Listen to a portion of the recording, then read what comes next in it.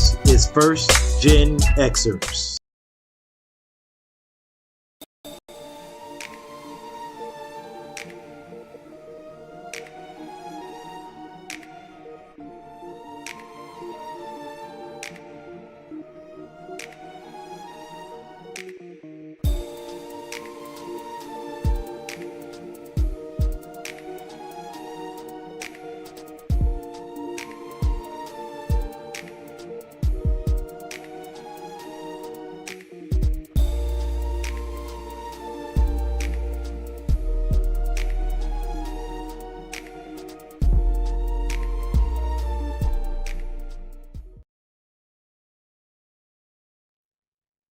And we are here. We are live right here on Twitch, First Gen Xers, and also Double KKW YouTube. Welcome to tonight's edition of the classroom. And let's just say something happened over the last 3 hours that made me flip the whole show. We was gonna talk the Super Bowl. I was gonna close out tough with the Super Bowl, and after that Super Bowl, we gotta open with that shit. Um, First of all, for anybody that was afraid that the Kansas City Chiefs were going to be three-peating and that their fans were going to be unbearable, um, I wouldn't expect their fans to come out of mourning for at least a week after that ass whipping.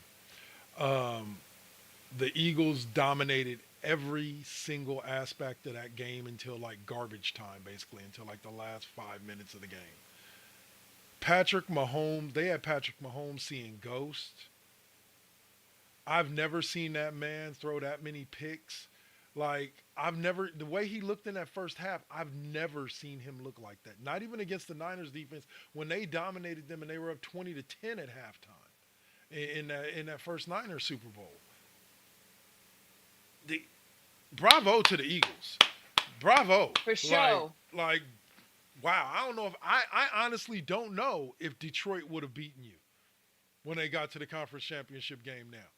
Like, because I've always said, well, I don't know, Detroit, without Aiden Hutchinson, they might have just, you know, with Agent Hutchinson, they might have ended up making it to the Super Bowl themselves. But I don't know. After that action that they laid on the Chiefs, I don't know if Detroit beats Philly any more than Kansas City did. Your thoughts on the game, Mama?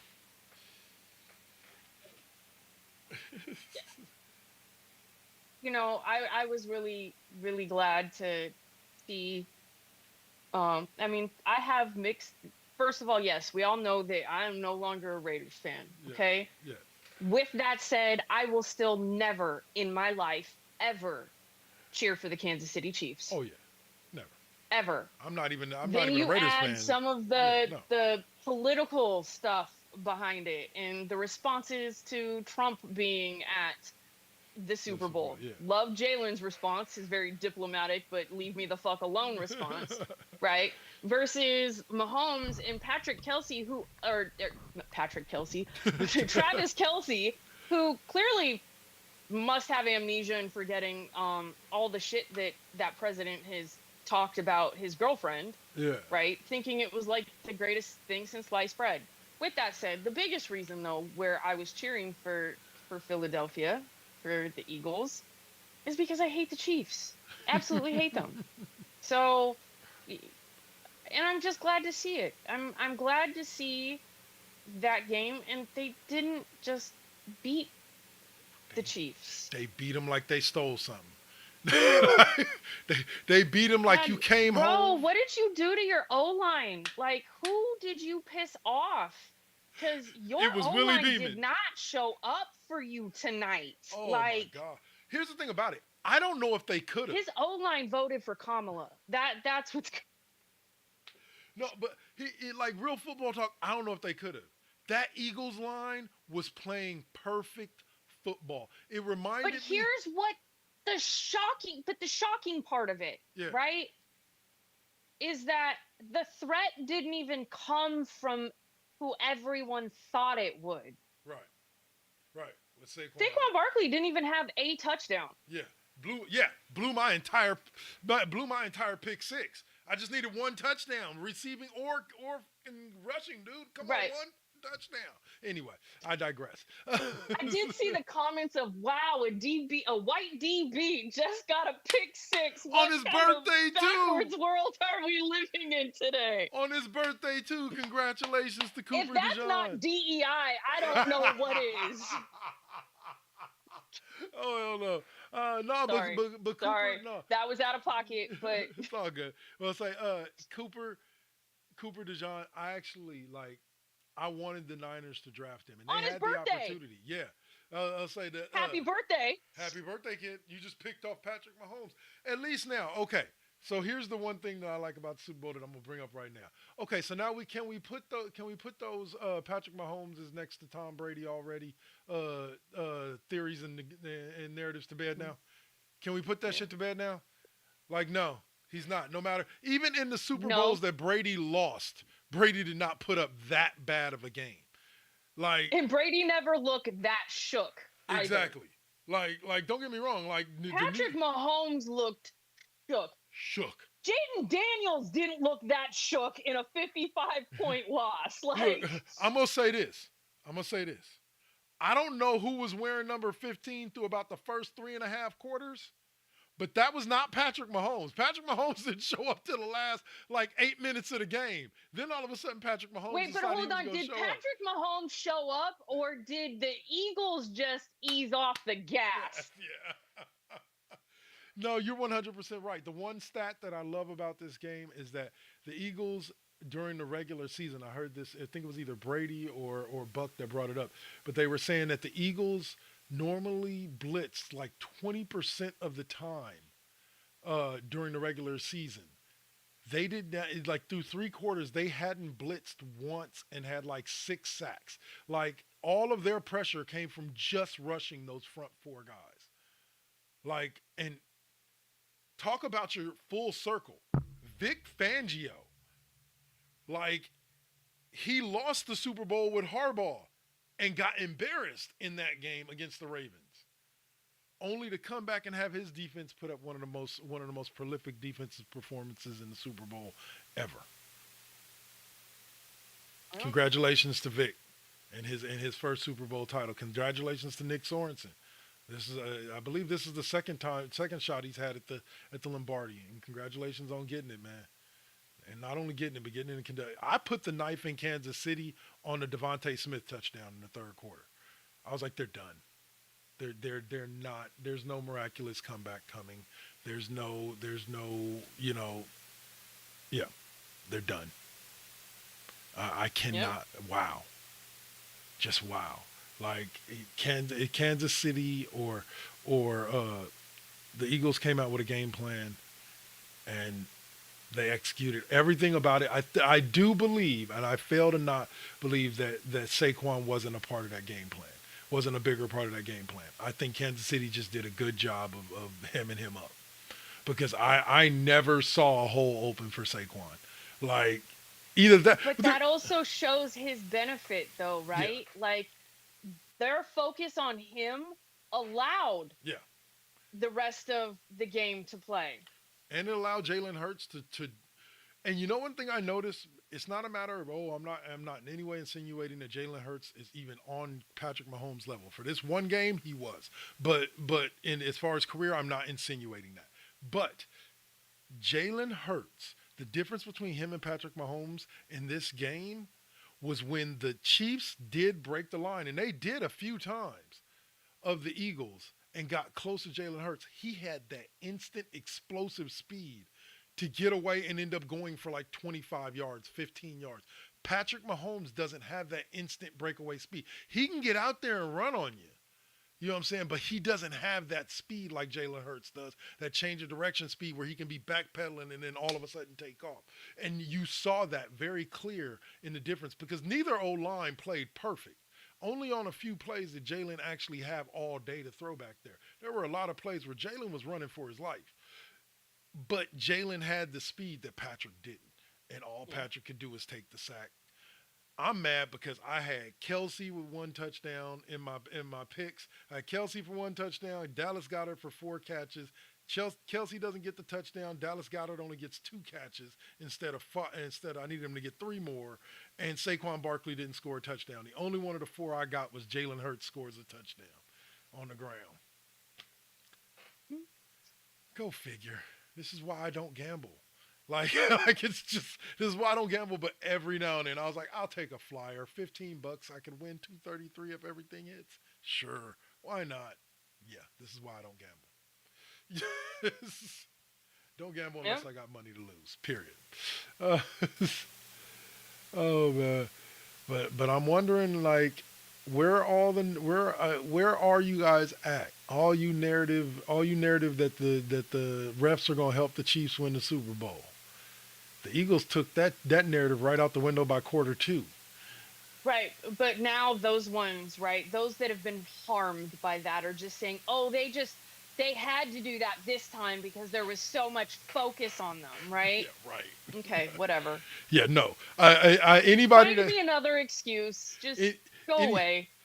anybody, I'm about to make a wrestling reference here, but anybody who believes that can take that thought, shine it up real nice, turn that son bitch sideways, and y'all know where I'm going with that. So, like really, like in all reality, like I said, I have a group chat with a bunch of the guys that I play fantasy football and fantasy basketball with, and like after Cooper DeJean got the pick 6, I remember immediately picking up my phone and texting to them, the Eagles are trying to take it out of the refs' hands altogether.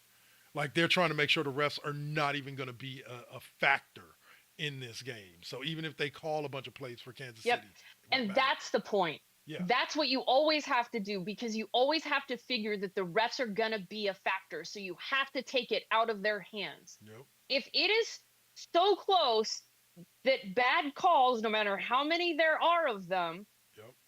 impact it like that, that's partially on you. Now, Mhm. granted, I get that some of those bad calls can take the wind out of the sails and kind of feel defeated, but as somebody who was a diehard Raider fan for the entirety of their life until their move, it, it's something we were all too used to. And not just the refs, but everyone, sports writers. How many sports writers have said, I'm not voting for them to get into the Hall of Fame based solely on the fact that they're a Raider? The Raider, yeah. Which to me also just shows that we need to change how people are voted into the Hall of Fame because you basically just said it's a popularity Right. contest.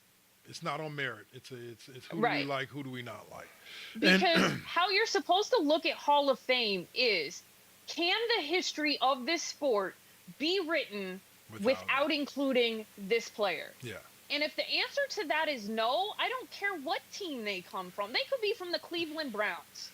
I agree with you completely, but I will point this out to you in the sense of perspective about that take. If that's the case, then Jeremy Lin should go into the Hall of Fame. And I hate to say it like that, but because Lin sanity was a thing, and I don't think you really write the history of the NBA, at least the modern day NBA, without at least mentioning a blip about Lin sanity. But I But also did Lynn's understand what you. sanity actually, was it just a thing or did it actually impact Well, the no, it league in a certain way? it impacted the popularity of the league. It Okay. helped enhance the popularity. That's what I mean by this is where I agree with people, those people who say there should be different wings about of the Hall of Fame for different players that had different styles of impact Almost like a school on their yearbook, sport.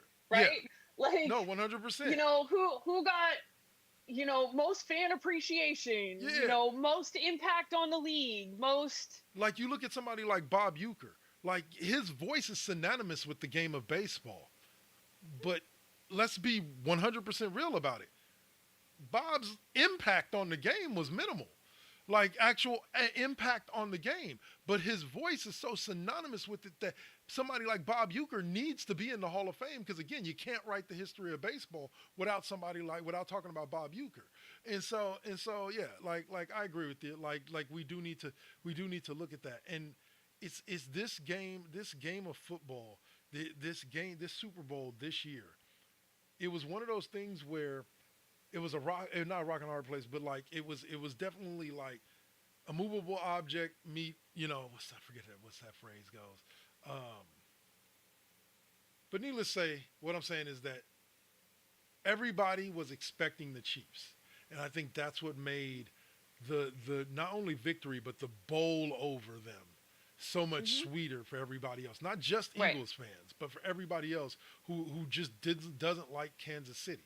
I'm not amongst them. I'm I'm kind of about Kansas City. I don't care I'm about them. not generally one who likes lopsided Super Bowl scores. Yeah, It bothers me, yeah. especially when I have no skin in the game and it's not a team that either way I want to see a game. Right. I want to see it, but I saw the game I wanted to see today. Like I wanted to see Kansas City get whooped on. Yeah. I'm sorry, I did. Well, So I got what I wanted today. now no excuses aside. No excuses, and just playing devil's advocate. This Kansas City team, unlike any other year, was not Kansas City. And I'm not saying that's why the Eagles blew them out. The Eagles blew them out because the Eagles at every level were the better team, period. With Hmm. an exception for quarterback. At every other position, I would say quarterback and tight end. At every other position, they were the better team. D line, O line, wide receiver, like cornerback. Like at every other level, the Eagles were just the better team.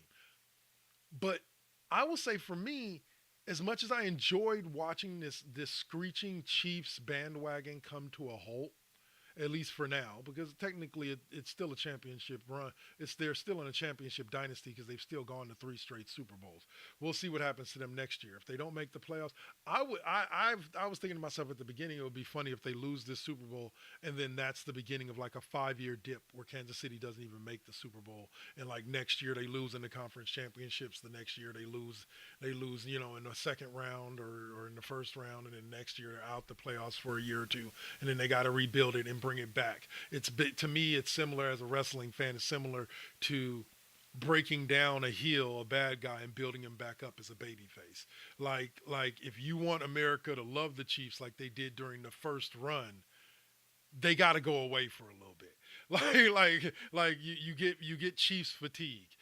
Like you're just tired of seeing them win. So at a certain point, all the people who used to cheer for them now turn against them and now say, "So we can somebody put an end to this bullshit." Um, and I still say it would be funny if the Niners got back to the Super Bowl next year and beat the Chiefs bad too. That should be hella funny. That would just be straight hilarious. But it's not gonna happen.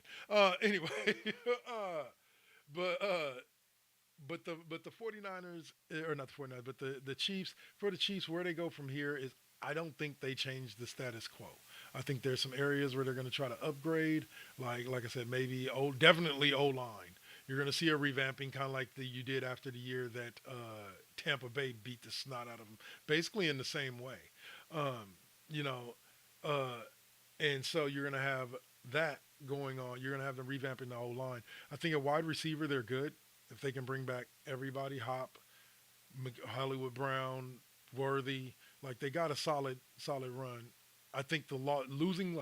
I think if they had lost a close game, I think Kelsey probably retires. But I think them getting beat down like this, Kelsey's coming back for another year. So Hmm. and they've always been good at finding gems for their squad in the draft. So I expect Kansas City to be one of the top 2, 3 teams again next year. The Eagles, yeah, I think I'll say it like this. As I've stated multiple times, and as you can see in my background, I'm a 49ers fan. I think we're gonna need to make some moves this offseason in order to keep up. Like, because Detroit's gonna be better. I don't think it's over. I think we still have just as much of a shot as anybody else of getting hot and making a run, and we have the talent to do so. But I don't think it's a lock like it was a couple of years ago. Like, there's definitely other teams in the NFC that can compete on a Niners I level. mean, you've got So two in the same division yeah. Well, I over know. in the NFC East. Yeah, yeah. I think the Eagles and the Redskins definitely are on that level. Well, the Eagles obviously they're your new Super Bowl champs.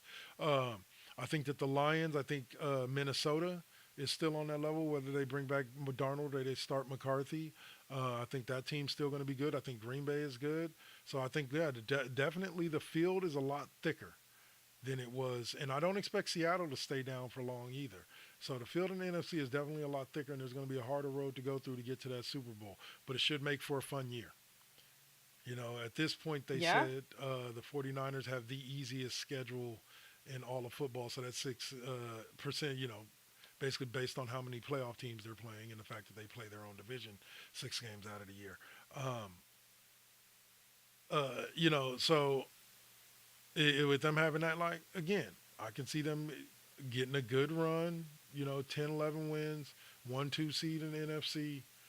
But it's like I said, I think the NFC is going to see like 5 different teams with 10 plus wins, and there can only be 1 seed. I think there's easily 5 different teams that can get 10 plus wins in the NFC. So AFC, Kansas City, the road's only going to get harder because y'all got to get better in every way because Philly just gave a roadmap to how to beat y'all ass. So, and I don't think necessarily everybody can do it.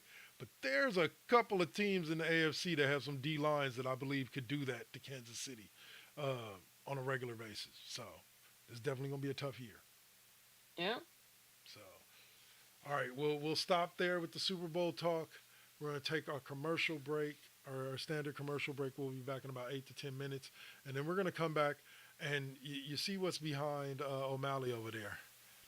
And we're going to talk them boys and what they went out and did in that game against Chicago from the other night. Yep. You're watching The Classroom right here on First GenXers Twitch or Double KKW YouTube. And we will see y'all after the break.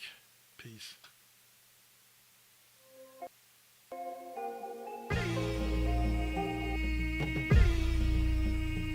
This is now versus then. This is now versus then. Get on your mark, let's go. This is now versus then. Burning up your radio, still turning up the heat with Poetic on the flow. Got you moving to the beats with the Saint as your host.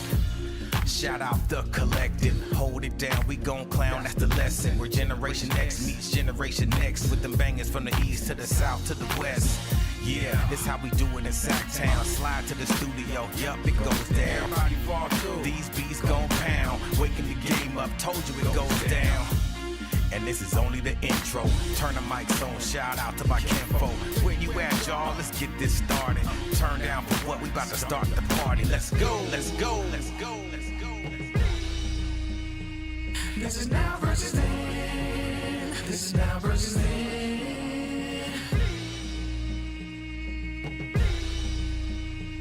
This is now versus then. This is now versus then.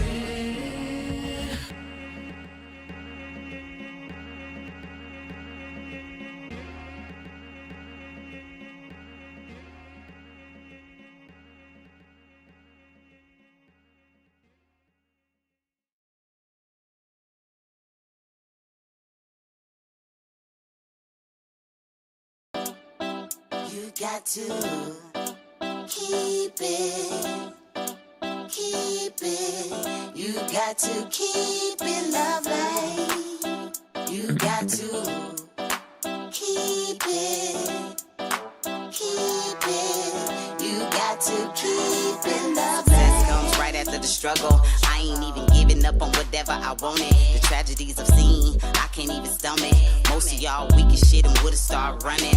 Every time I make it back to the crib, I'm thankful the Most High let me see all of it. Grateful I'm lovely, and I've been real with this. Please don't judge me, I'ma stay on my shit. I'ma keep a grind mode button, push it, make it do something. No balls for me, cause I'm a loose cannon. I get to choose, camera, switch it up, look up a new banner. Keep smoking on that banner.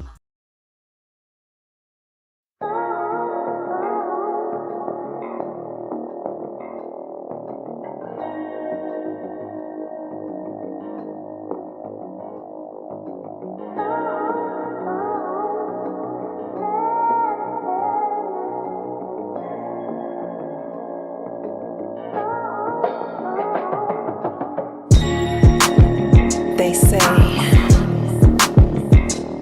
that beauty is in the eye of the beholder. But the definition of beauty is distorted. Yeah. Come on.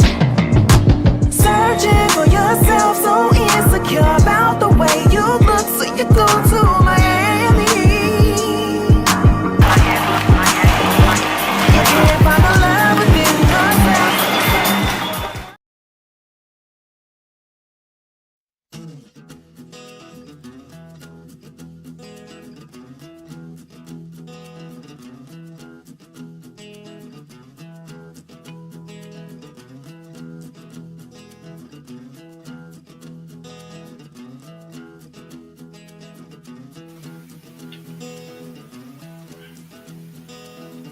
Hey, what's up, y'all out there in TV land or Twitch land or whatever we're doing today? My name is Dark Lord 100, aka Double K Double. I am the host of the Cheap Pop Podcast and the Classroom, as well as your favorite music show, KD5P. I'm here to tell you about the Live 365 lineup that we have coming up starting on February 3rd, Monday, February 3rd. We'll open up Mondays through Fridays with Now versus Then, Deuce, classic episode from the Blog Talk Radio days. We follow that up with an FU Wrestling podcast from Spreaker, starring myself, Double K, and your boy Cole. We follow that up with, again, me, Double K's Classroom, old sports show I used to do 30 minutes from 6:20 to 6:50. We follow that up with West Coast Bias, myself, O'Malley, Duel, and Suave, bringing you sports talk from a few years back. Then we have Now versus Then. That's the centerpiece of our day at 9:35 a.m. with a classic episode of Now versus Then. And every Wednesday at 9:35, you'll get a new episode of Now versus Then, Deuce from Twitch. At 12:45, you'll hear an episode of KD5P, K-Do's fifth period music class that you can hear right here on Live 365 every Saturday night. And you can hear a replay of it every Tuesday night at 12, or Tuesday afternoon at 12:45. You can also listen to at 3:20 the Cheap Pop Podcast, followed by NBT Deuce at 5:30. Great episodes. Probably the same episode from the morning. Lip Gloss and Mics has now moved to the 9:05 slot with a new episode of The Classroom on every Friday. And then we close out our night down and dirty, the Kings and Queens of Porn. That'll be every Monday through Friday right here on Live 365. Catch us at live365.com/First GenXers, or you can go to the Live 365 app, look for the First GenXers Radio Network, and that's where you'll find us. All this and more right here on Live 365. Peace.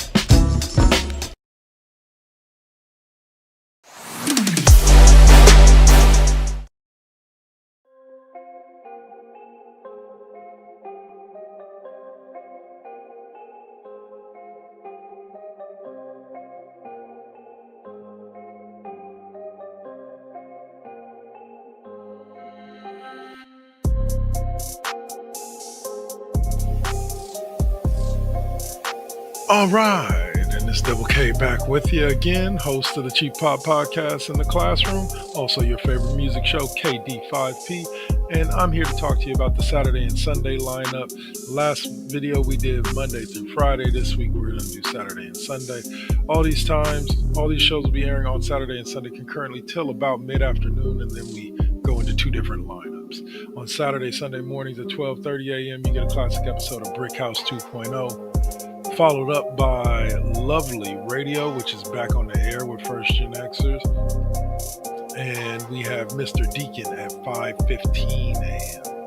Sam Brett Radio now moves up from the 10 a.m. slot to 7:25 a.m. on Saturdays and Sundays. And the 10 o'clock slot now goes to Ms. Optimism, back with us again after a short hiatus.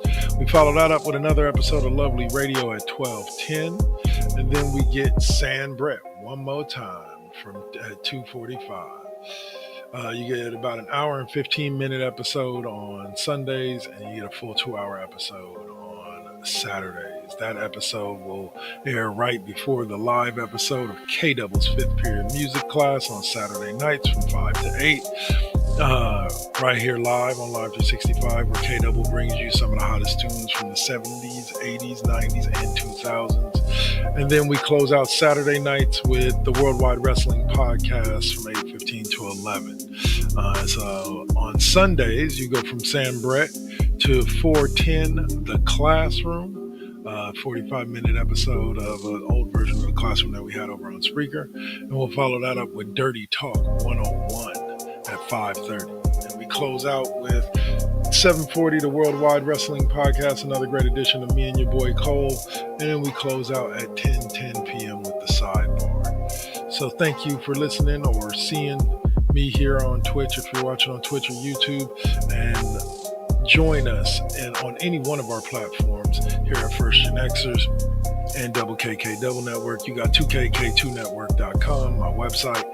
You also have the twitch.tv/First GenXers, and you also have Live 365 where you can find us or you're listening to us here. And we also have for those podcast folks over on Spreaker, a place where you can find the Cheap Pop Podcast and the Classroom on podcast. You can download it and everything. So that's it from me for this week. This time around, I'll be back again with a new schedule as of May 1st. But until then, y'all enjoy this lineup and stay up. Peace.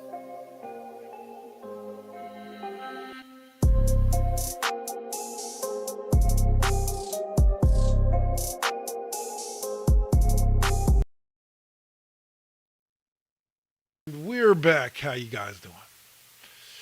This we talked a little bit about Les Super Bowl 59 on the first half of the show, about the halftime show and everything. And now it's time to get to this interesting ass NBA trade deadline that just passed this week.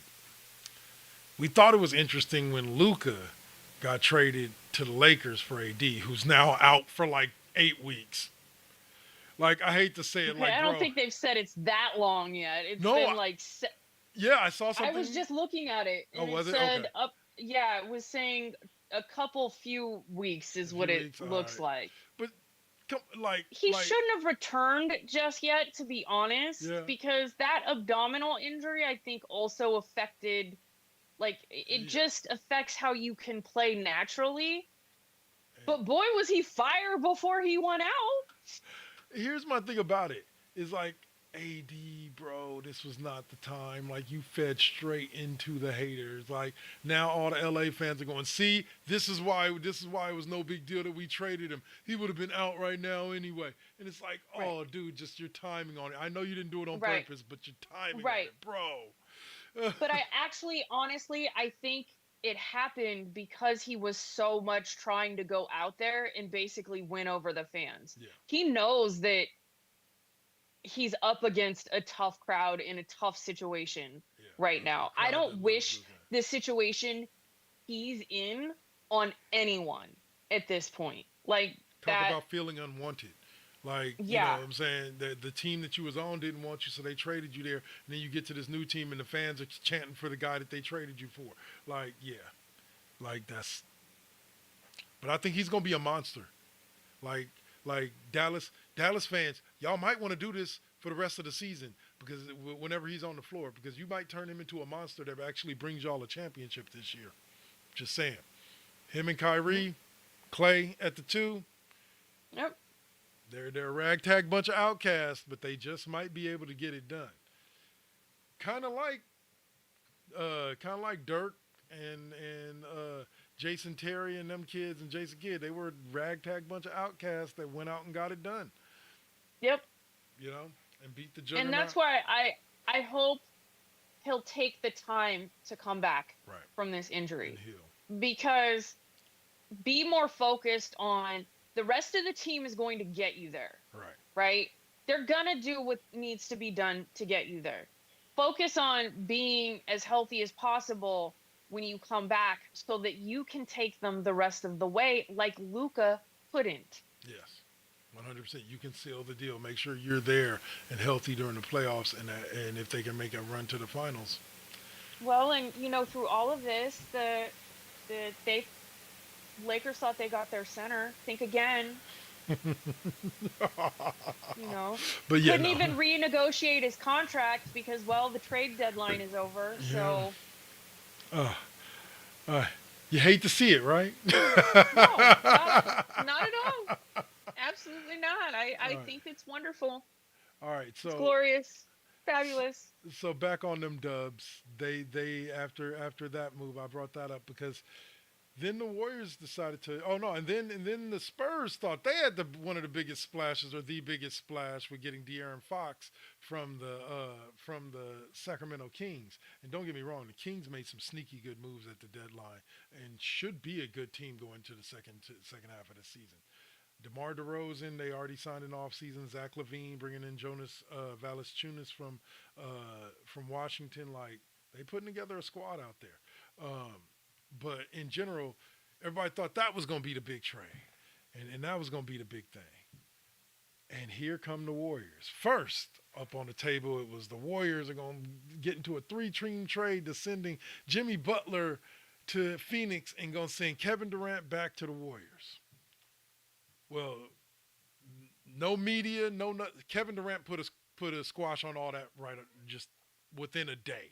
Like, it was like, yeah, and supposedly, according to reports I heard after the deadline, there was literally a 3-team framework already in place between Miami, Phoenix, and Golden State that would have sent Jimmy Butler there and Andrew Wiggins to Miami as the centerpiece from the Warriors. Butler to whatchamacallit, and then KD to Golden State. It was KD saying he didn't want to go that made the Warriors pull out. And yes, it was the Warriors that pulled out of the trade because Phoenix was willing to trade him to get Jimmy Butler there. So when that fell apart, when that 3-team trade fell apart because Durant said he had no interest in coming back to the Warriors turned their focus strictly to Jimmy and went out and got their man. What was it, 5-team deal? 5-team trade. They get Jimmy Butler. They give up Andrew Wiggins, Kyle Anderson, and Dennis Schroeder. And Dennis Schroeder, and then I think Wiggins and Anderson ended up going to Miami, and then somebody from Miami went to go look it up on ESPN. Like, it was just too many people. I just know the Warriors got Jimmy Butler, and then who they gave up, Wiggins and Anderson and Schroeder. Here's the thing. Again, that group I was telling you about with the fantasy guys, Suave is one of them. First thing he said when the Butler trade came through is how I felt. They managed to get him in and didn't give up a single one of their young pieces. They didn't give up Kuminga. They didn't give up Moody. They didn't give up Post. Like, they didn't give up any of the young talent that's going to continue to make them great moving forward. Mike Dunleavy, you learned at the right hand of Bob Myers, didn't you? I'm not saying this team is championship ready, but they are definitely a hell of a lot better than they were prior to the deadline. Oh yeah, for sure. You know, And the biggest thing, I agree with what you said. The biggest thing, and this was one of my biggest concerns with the talks of bringing Jimmy Butler in, besides his attitude historically and not necessarily being the best team player. Yeah. Right? Right. Having conduct detrimental to the team has been a common theme of his through his entire career, okay? Not just with the Heat. And so it is concerning. Yeah. But the fact that we got him and didn't give up what we're building to get him. We didn't pull a Lakers, right? That's not what we've done. Yeah. So, and I don't mean a Lakers right now. I mean a Lakers 2019 LeBron, circa, Anthony Davis. Yes, there we go. Because they would have been winning championships right now if they had kept that team together. I believe so. Period. Look at what those players are doing elsewhere. Yep. I very much agree with you there. Yeah. Like, right. So I'm just glad that we didn't give that up. Yeah. The Wiggins trade kind of hurt just because I like Wiggs. Like, he was one of my favorite players. Yes. For sure. So that hurt. But, that's one of those wish you the best, right? Not anything negative. But it did. I was like, when I saw who was giving up, I'm like, ugh. Yeah. Only person that didn't get a reaction from me was Anderson, and that's just because his impact Yeah. hasn't been that big this year. But Schroeder, I was like, oh, well, I guess. And then what was funny was I was talking to Swab about it, and I said the impact when I started looking down the lineup, the more I realized exactly that we pretty much gave up a bunch of duplicate players, with an exception for Wiggins. Schroeder and Buddy Hield would have had the similar effect had we tried to keep Schroeder to the team. Just I was like same thing with who was it? With Schroeder as well. Or no, yeah, I said Schroeder. But Wiggins again, if you keep Wiggins and Butler are identical players in the sense of play style.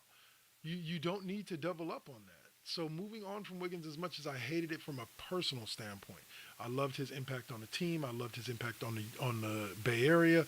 I love that he considered this his second home, being that he is from Canada and he loved it here.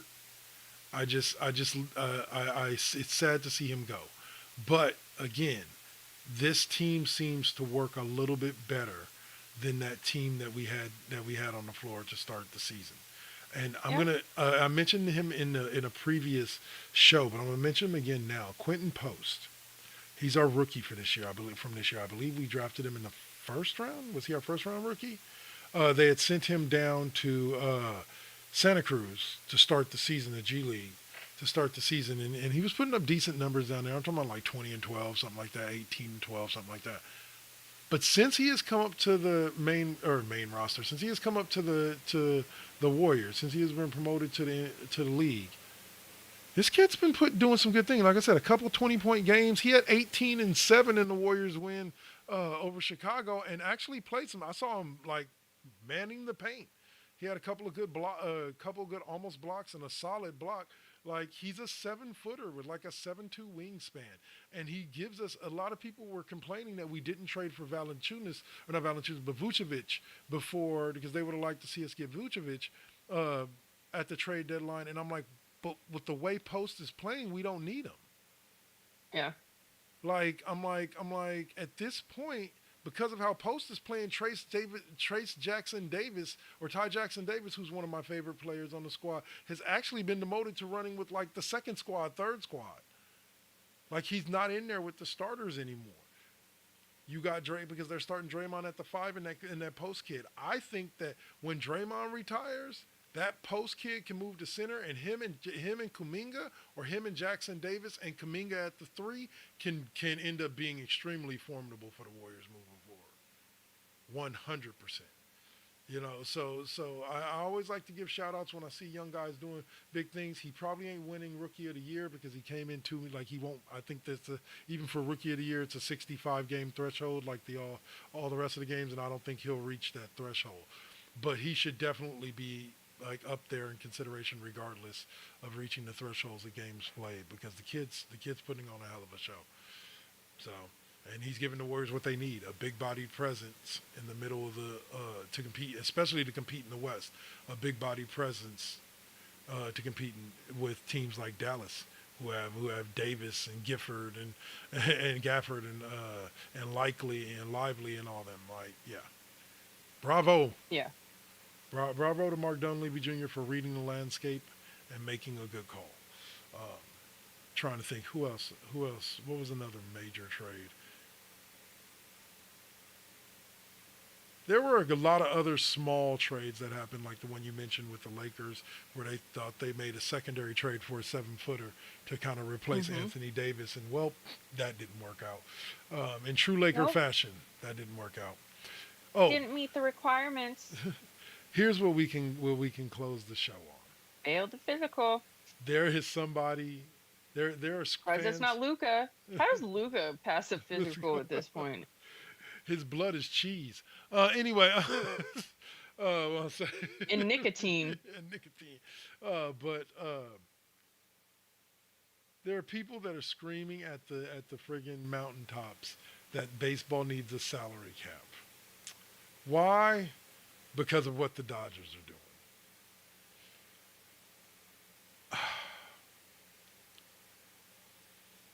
I'm one to say that I've never in my life ever, even when the Yankees were at their peak and they were and as an A's fan, they were the team I hated the most because they bought championships left and right. I never once said we need a salary cap. Like, I don't think I've ever said that. Like, I don't understand this notion. It's like, look, I'm mad at my team. Like, y'all are mad because the Dodgers are spending that much money. I'm mad at my team because my team got that kind of money and ain't spending it. And won't spend it. Like, yes. Right. Yeah. That's who you should be mad at, especially as an A's fan. Right? Because it's not because you fuckers don't have the money. It's because you cheap ass won't spend it. And it's not that our scouts can't find the talent. And as a fan, I would be pissed at the ownership. Oh, I've been pissed at the ownership. I'm perpetually pissed at the ownership. Because that's a big fuck you to the fans. And how they run that team has always been a big fuck you to the fans. Mm-hmm. Mm-hmm. Like you You had Cespedes. Yes. Cespedes. You had squads that overcame that thing, like the 89 squad, so on and so forth, and actually went out there and won championships. The early 2000 squads with the Bernie Lean that went out there and way exceeded what we expected them to do.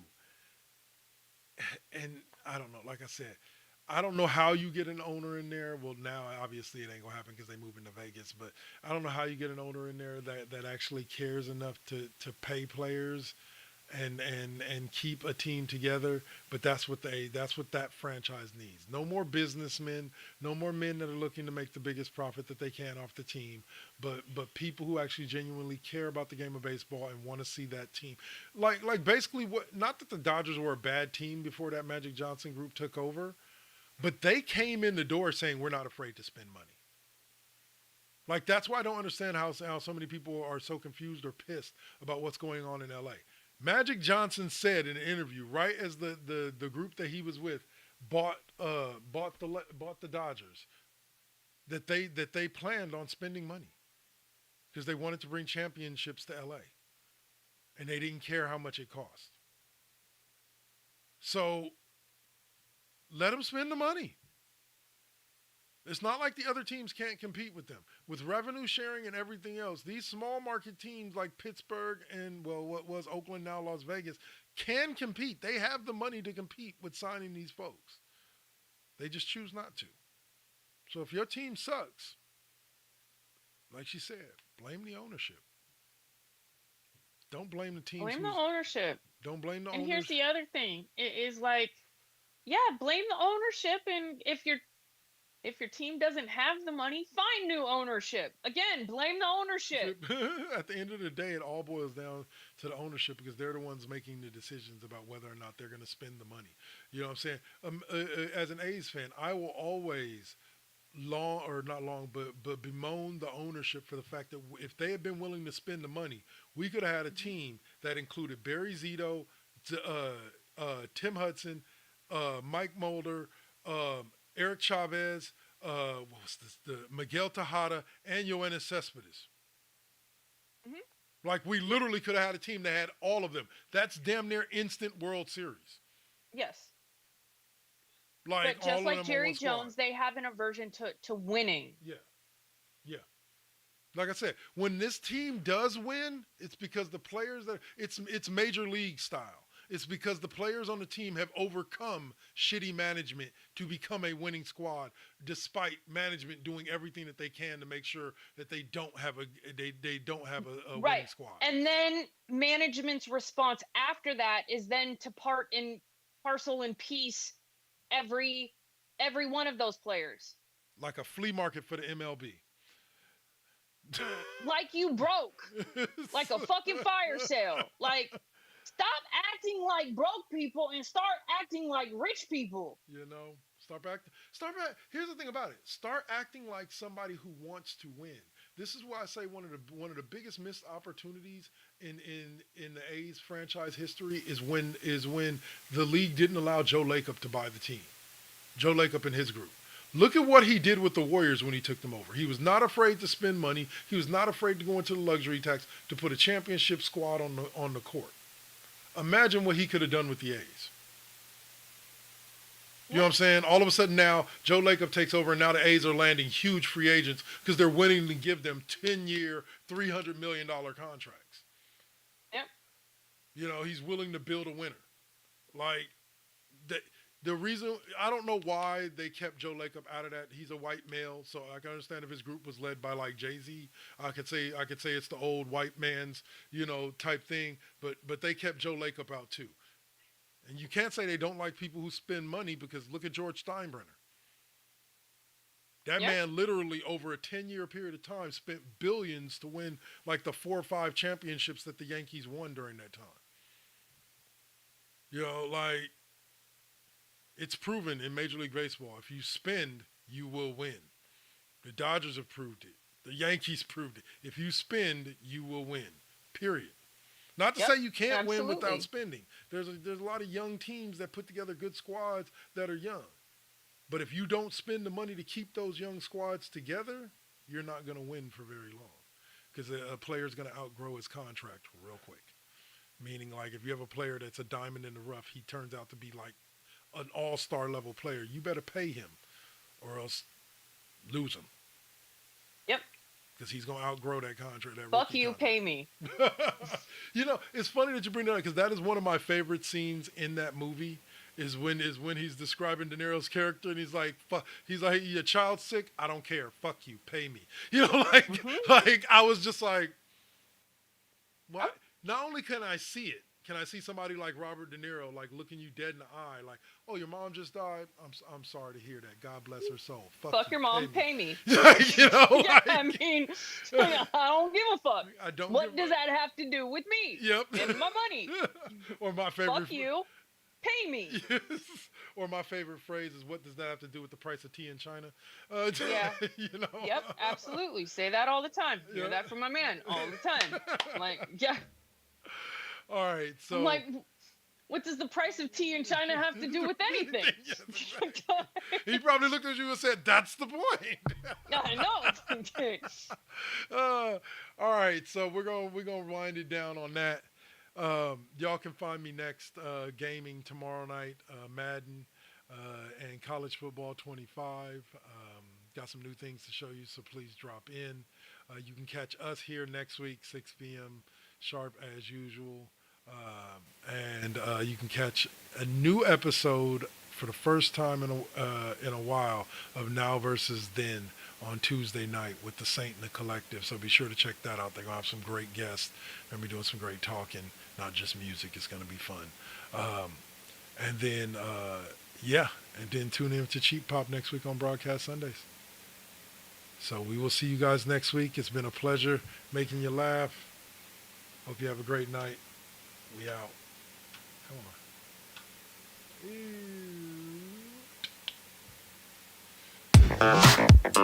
Oh, man. Yeah. Oh, we didn't get the football run. Like it is with every episode. But,